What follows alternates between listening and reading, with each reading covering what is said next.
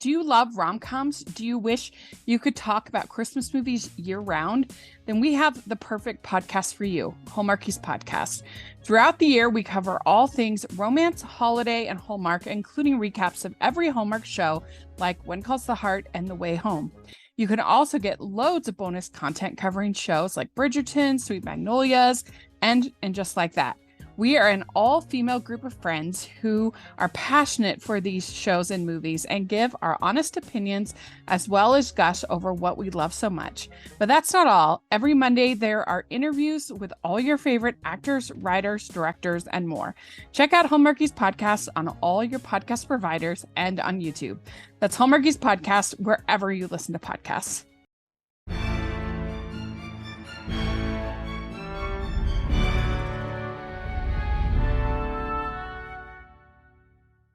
Welcome to the Aspects of History podcast with me, your host, Nathen Amin. Alice Loxton needs no introduction, but here goes anyway. Few people bring history to life like Alice, who has developed a huge following on social media across the years, bringing history to the masses in her own inimitable style, both educating and entertaining. She takes great pleasure in shining light not just on the giants of our past, but also into those lesser known corners. A Sunday Times bestselling author, Alice is back with her latest book, Eleanor, which we discuss today. I hope you enjoy this conversation as much as I did. It truly was a rewarding experience. And so, without further ado, here is today's show.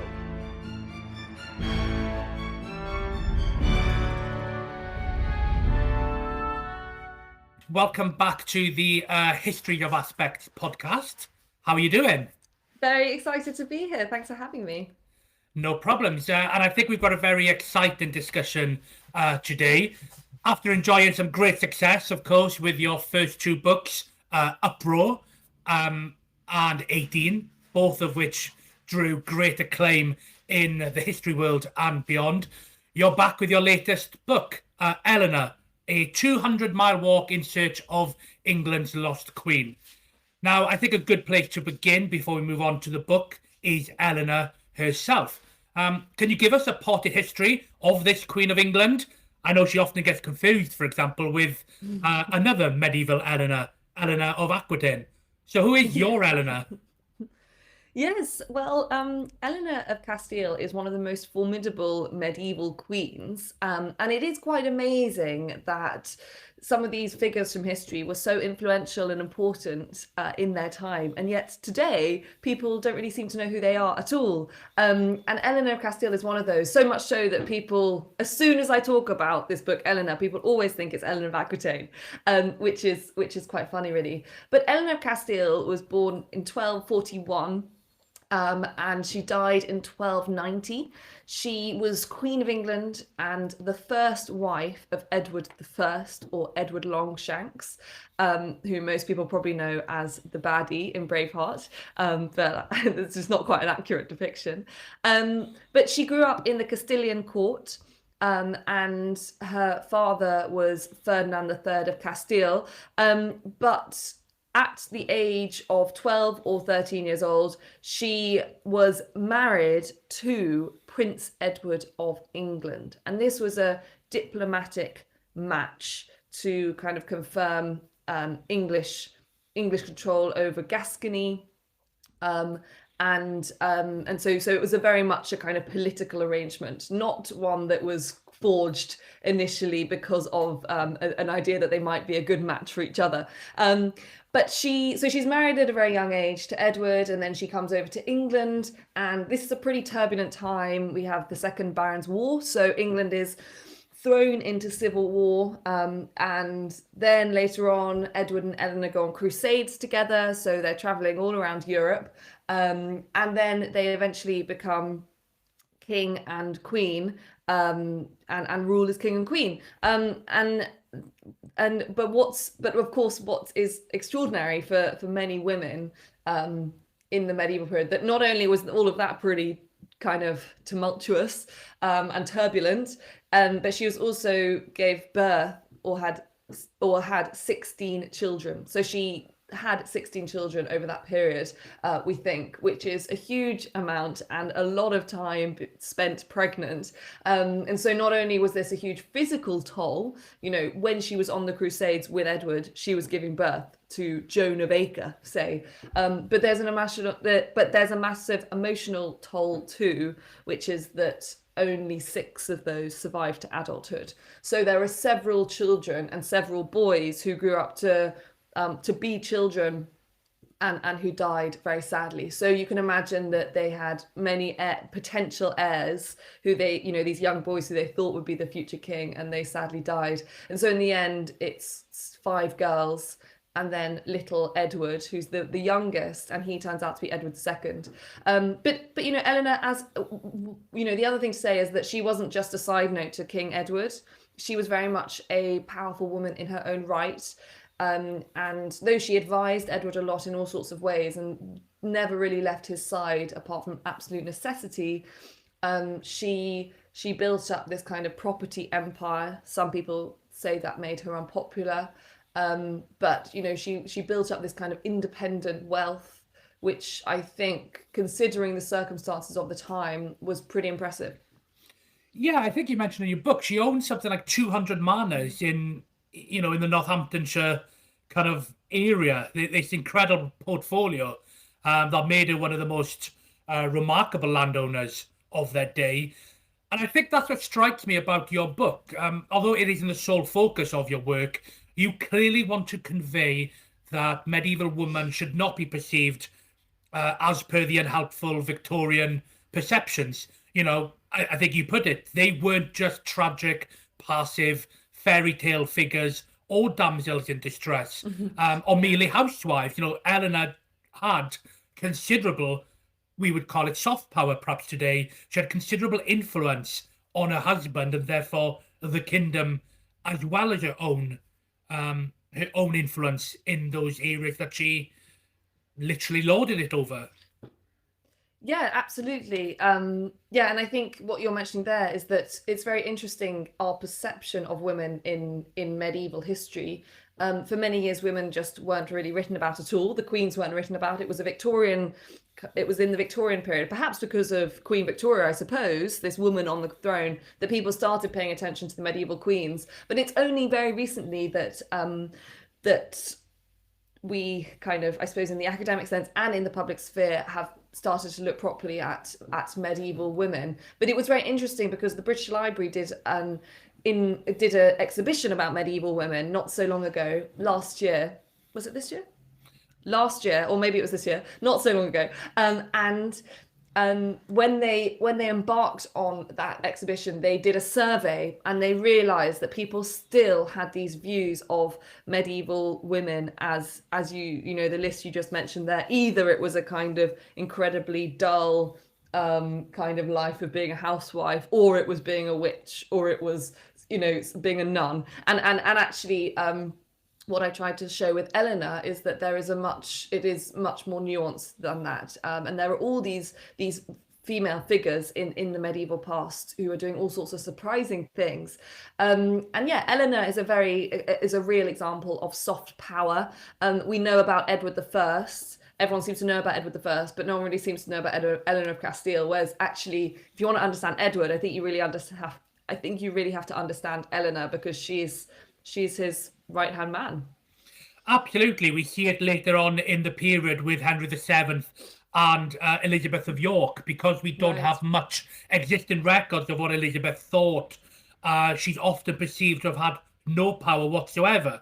But we can see the breakdown in Henry VII's fragile mentality in his grief after Elizabeth of York dies. We can see that real, tangible influence she had on him behind the scenes. These men were not operating in a power vacuum, and these women were not perhaps as voiceless or as powerless as we somehow think they were today. So, yeah, I think it's a remarkable book you're able to do to try and pull Eleanor perhaps a bit more out of the darkness. You've mentioned, obviously, in passing already, your husband, Edward I. As listeners will be able to tell instantly, I am Welsh, so I do have my my biases and my unflinchable rage at Edward I sometimes when I study him. But let's look at him. You know, when Eleanor died, Edward I obviously embarked on this remarkable project to remember her. You open chapter 1, I think, quite poignantly, and it sets the tone for the entire book with the relevant George Eliot quote, "Our dead are never dead to us until we have forgotten them." And Edward I clearly did not want to forget Eleanor. Tell us, Alice, all about his remarkable project. Yes, well, I mean, first just going back to the Welsh note, I mean, it's very interesting, Edward and Eleanor, because they have a kind of controversial legacy. The Edward's relationship with Wales and Scotland, but also they were responsible for the expulsion of the Jews, which happens in the same year as Eleanor's death. And I do kind of untangle that and discuss that in the book. I suppose the medieval world is full of uncomfortable values, or values that we'd find uncomfortable today, but trying to work out how, you know, judge people from the standards of their own time. And for the English subjects, for sure, they would have considered Edward as a quite a remarkable and strong king. Although obviously that might be different in Wales. Although the irony in Wales is that the great heritage sites, the great castles, are a result often of Edward I. So, but you know, and I think there's an important point there, that so often when people ask me about Eleanor, they definitely want me to say she's this amazing woman, she's a real hero, like a real champion. I think people love heroes, and I don't say that in the book. I say she's a really interesting figure, and you come to your own conclusion about these things. Same with Edward, you know. And I don't think we should be as black and white and saying that there are these like heroes or, you know, goodies or baddies in history. It's obviously much more nuanced than that, as we are all today. But yeah, how did Edward remember her? Well, you know, the whole thing with Eleanor and Edward is, though they were a political match in terms of their marriage, it seems that they were an amazing team. It seems that they were deeply in love. 36 years they were married. And when Eleanor dies, she's 49 in 1290. It is the first time that Edward, having gone on all these things, you know, the Second Barons' War, the Crusades, becoming king, all of these difficulties, it is the first time in his adult life that he has not got her around. So I think for the first time, he's kind of lonely, or you know, he's never known what it's like to be without her as an adult. So that's a big shock, as it is for all kinds of men who would lose husbands, who would lose their wives, and vice versa. And though we have this kind of big, you know, we've got these big histories of Edward I, what I really liked about this story is it really hones in on a very personal side of this great and terrible king, this warrior king, as nothing more than a man who's lost his wife. This is a man who is grieving. And this is immortalized in the most magnificent way. So when Eleanor died in 1290 in November, her body was taken from the village where she died, Harby, near Lincoln. Then it was taken to Lincoln and embalmed, and then it was carried down south to London, which is the best part of 200 miles or so. And afterwards, Edward wrote the following words. He wrote, "Eleanor, whom in life we dearly cherished, and whom in death we cannot cease to love." And those words were materialized in 12 stone monuments, which were built along that route from Lincoln to London. And these were known as the Eleanor crosses. There had been an example of that in France before, but nothing of this scale, nothing of this kind of elaborate design. And this was, you know, it was an amazing kind of tribute to Eleanor, and I think a kind of demonstration of Edward's love. And it is in many ways the Taj Mahal of England's story. You know, it's exactly the same story. Yeah, absolutely. Another labour of love and grief, the Taj Mahal, erected by Shah Jahan for his favourite wife, Mumtaz. And I think, yeah, you've touched on a really interesting point about Edward I. You know, he is a formidable warrior. He is a crusading king. But in the context of his own time, where we are not judging him by the by today's standard, you know, he is by almost every metric the perfect and ideal king to a 13th century Englishman. And of course, and this other aspect to him that you've drawn out of him wearing his heart on his sleeve is not something you would associate with that body from Braveheart. Right, yeah. Again, the lesson is there. We can't judge these figures of the past as two-dimensional caricatures. So let's leave the past behind slightly, just for a little bit. At the end of 2024, I believe you were stood in a certain queue when this new project of your own took form in your mind. Take us to those moments. Take us to the moment that you dreamt up this new Edwardian mammoth project. Yes, it's true. Yeah, so I was in the queue for the to see the Queen Elizabeth II lying in state. So that was in September 2022, and I was standing there, and I was on the riverbank in London, and I was sort of aware of the story of the Eleanor crosses, and I had come across it, but as I was standing in that queue, I found it such a strange and surreal day.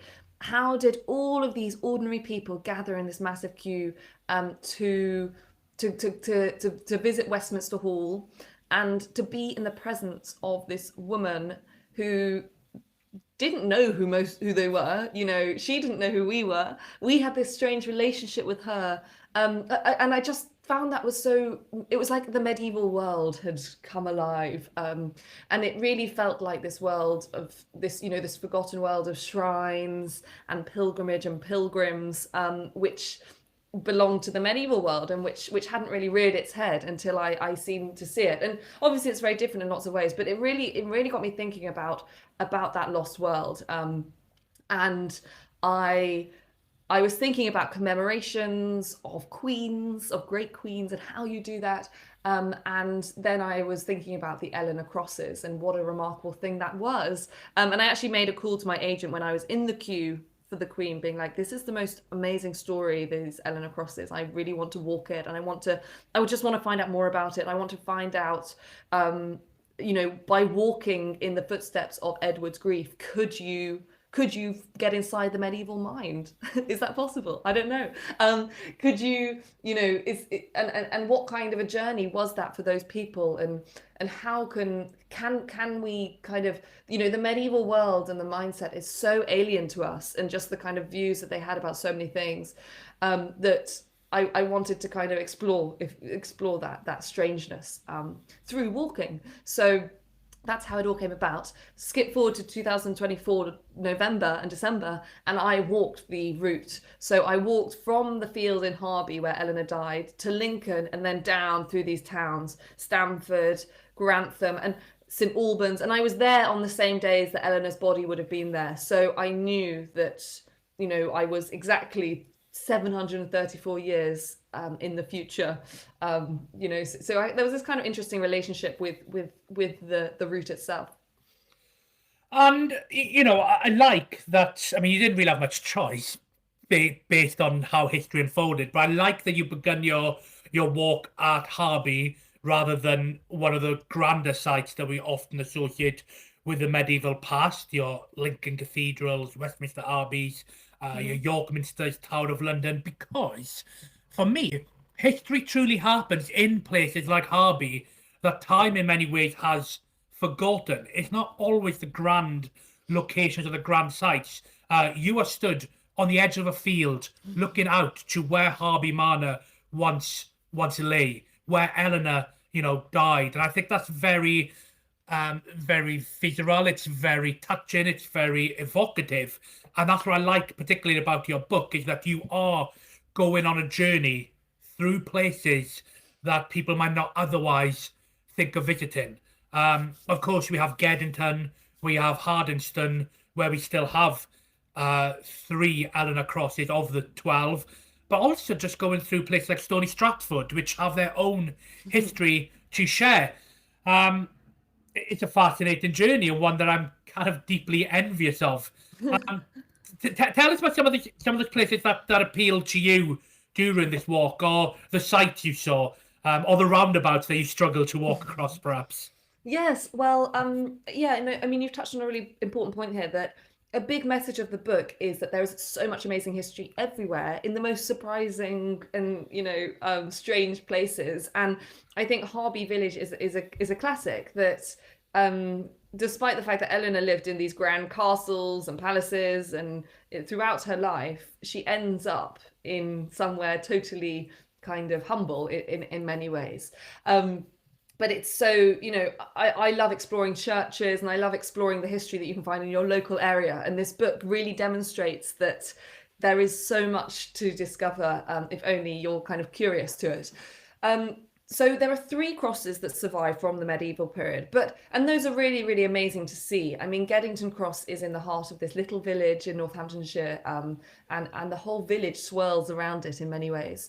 But actually what I found was also the interesting lives of the crosses since. So in the other 9 villages, there isn't a cross, but they have been commemorated in all sorts of strange ways. So in Grantham, there's this tiny little plaque on the town hall. In Stamford, there's a brand new, very pointy Eleanor cross in the sheep market, with this rose motif, which is kind of on the edges of it. And that's a reflection of a part of the original cross, which was discovered. And it was created by someone called Wolfgang Buttress, which I think is a brilliant name for an artist. But in Dunstable, there's the Eleanor Cross shopping precinct, which has a statue of Eleanor in it. In Northampton, there's the Queen Eleanor interchange. On the Northern Line platform of Charing Cross in London, the Underground station, there is an enormous mural of the original medieval stonemasons created by the artist David Gentleman. And people walk past that every day, and they've never really clocked it. I asked the station staff, and it's amazing how much people just haven't picked up on these things, even though they're very familiar with it. So I interviewed David Gentleman for the book. And outside Charing Cross is a Victorian replica of the original medieval cross. So the legacy is there in all sorts of surprising ways.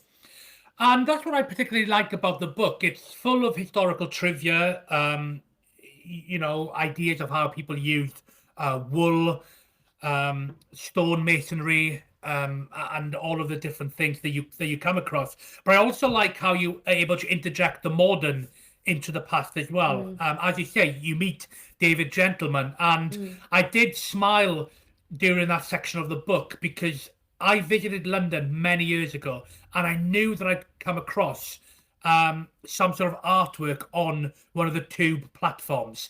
And I've lived in London for 5 years, and I've started to believe that I imagined it, which I've never come across it. So when you pointed out it's the northern platform at Charing Cross Station, which is a station I don't really have any reason to go through living here, I've now got a mark in my diary to make sure that I do go check out some of those murals. So thank you for that. No, not at all. I do think you missed one thing in the book. You mentioned when you come into London that you purchase a very expensive croissant when you are in East London, and you consider yourself Alice in Wonderland. You could have used the term Loxton in Hoxton. Hi, Nathen here. Please forgive my interruption, but I just wanted to let you know that here at Aspects of History, we produce a digital magazine featuring articles, interviews, short stories, and book reviews featuring the brightest and best historians and storytellers. Authors featured have included Lucy Worsley, Ben McIntyre, Andrew Roberts, and plenty more. An annual subscription featuring 6 issues costs just £9.99 or $9.99 for those of you across the pond.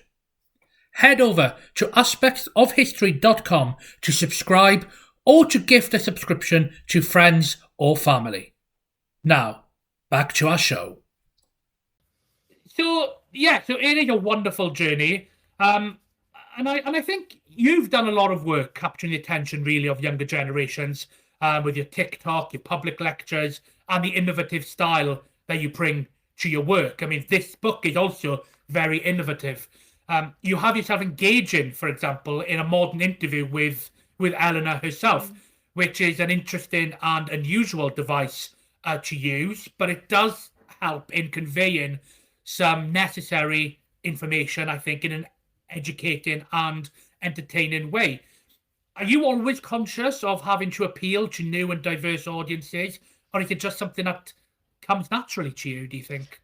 Yeah, I mean, I think when I write, I don't really try and I sort of just do it how I feel natural. And I think that's important for anyone's writing. You know, if you have a more serious tone, that's fine.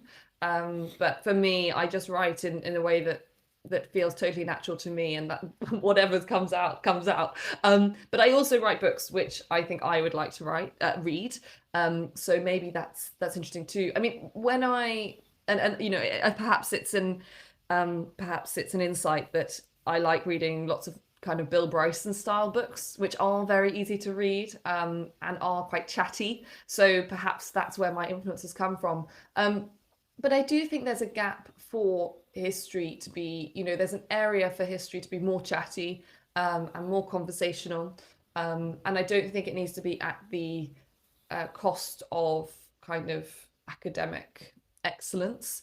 I'm not saying that that's me necessarily, but I think that there is such a hunger for history, and I'm just trying to bring it out to as wide an audience as possible. And I often think about the reader, and the reader I visualize as somebody on holiday on a sunbed.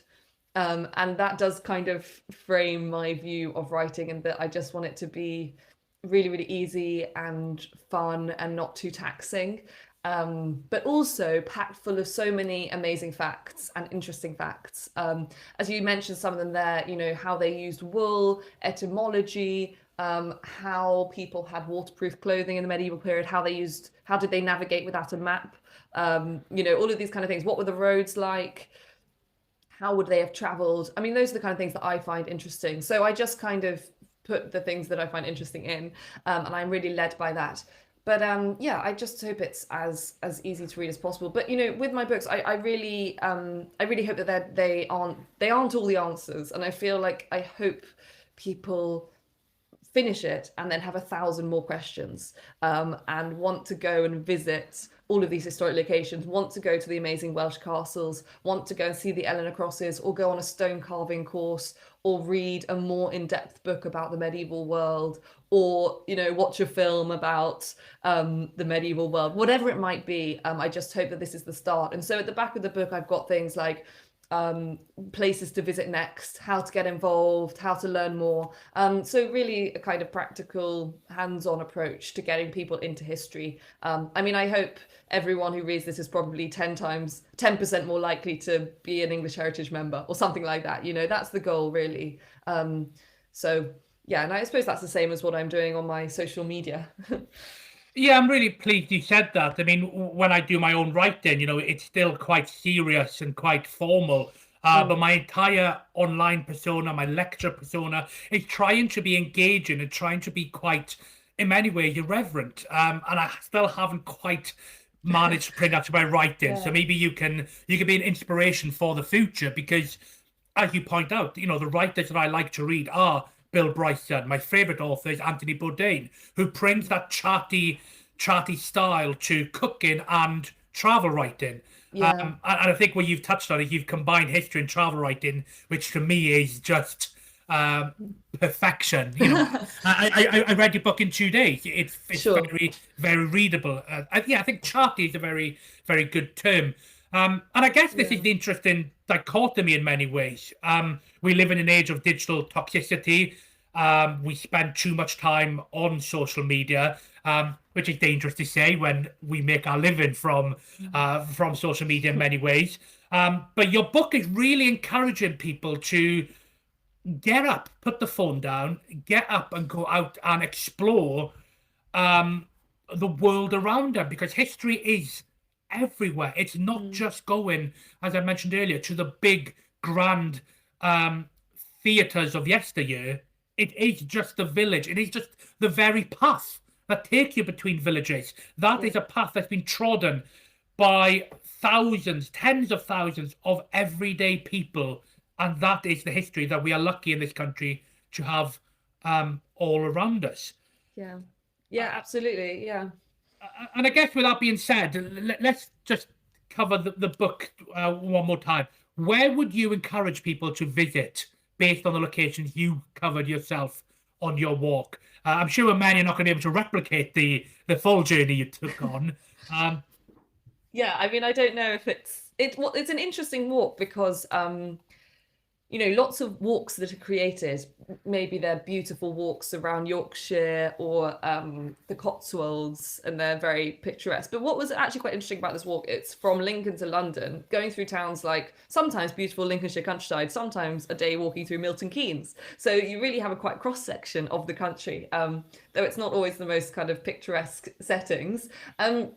But I would, you know, another big message of the book is actually getting people walking, and the idea of pilgrimage is quite interesting as well. But I think the Geddington Eleanor Cross is this amazing monument in this tiny little village, and it's over 700 years old. It has stood at the centre of that village for 700 years, and still today it is at the heart of it, and it's at the heart of what everyone does there. And I just think that's pretty extraordinary. I think another place that I found pretty moving was St Albans Cathedral. I mean, the history there and the depth of history and the Roman remains in the town are just so extraordinary.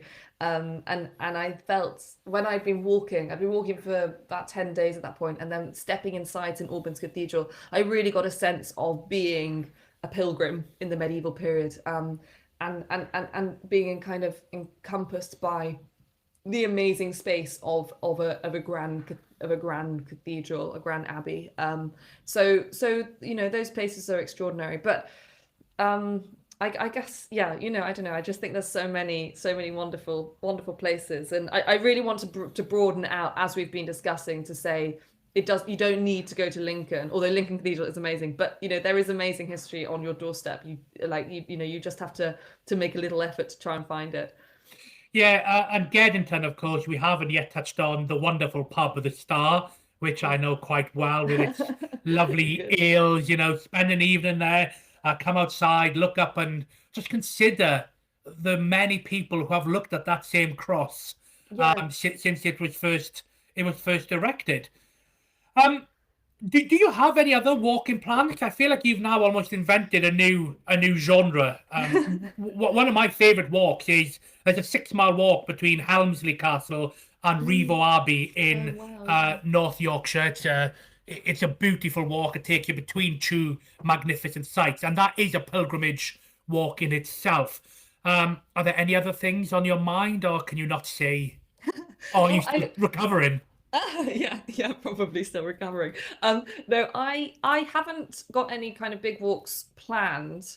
But what I would say is that I would be very open to it. I'd be very keen to, and I think writing, as you say, travel and history are so interlinked. And actually, when I first started this book, I hadn't really realised it was a walking book. Now I realise it's obviously a walking book. But originally, it was a kind of biography of Eleanor. And actually, I've only sort of realised that I'm now writing travel. But I really do like doing that, and I think it's a very natural way of saying all the things I want to say. What I would say is that I have been walking a lot with friends. You know, I live in London, and we will get the train out and we will do one day of walking, maybe 10 miles. And that's been something that I do quite regularly.